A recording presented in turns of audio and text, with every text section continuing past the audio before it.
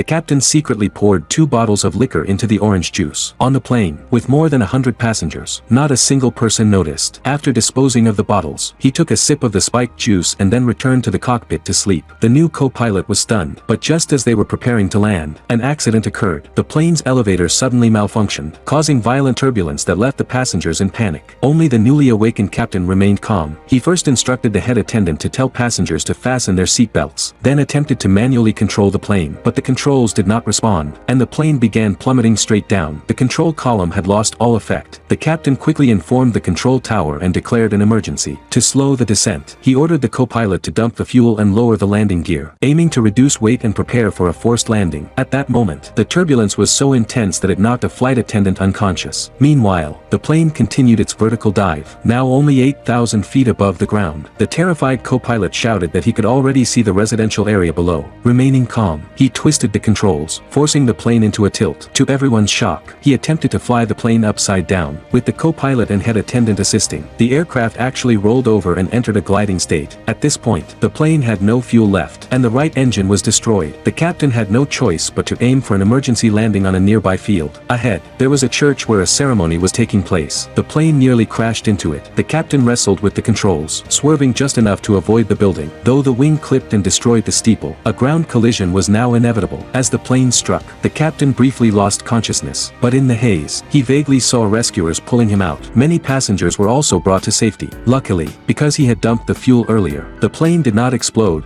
Misfortune mixed with fortune. When the captain later woke up, he saw news of the crash playing on television. The airline president told him that out of 102 people on board, 96 had survived. It was his calm and decisive actions that had saved so many lives. The media called him a national hero. Yet, he felt deep guilt. After being discharged and returning home, the first thing he did was pour out all the alcohol in his house. He admitted that while the crash had been caused by mechanical failure, if he had not been drinking, perhaps those 6 people would not have died. He vowed to quit drinking and begin a new life. This story was adapted from a real event.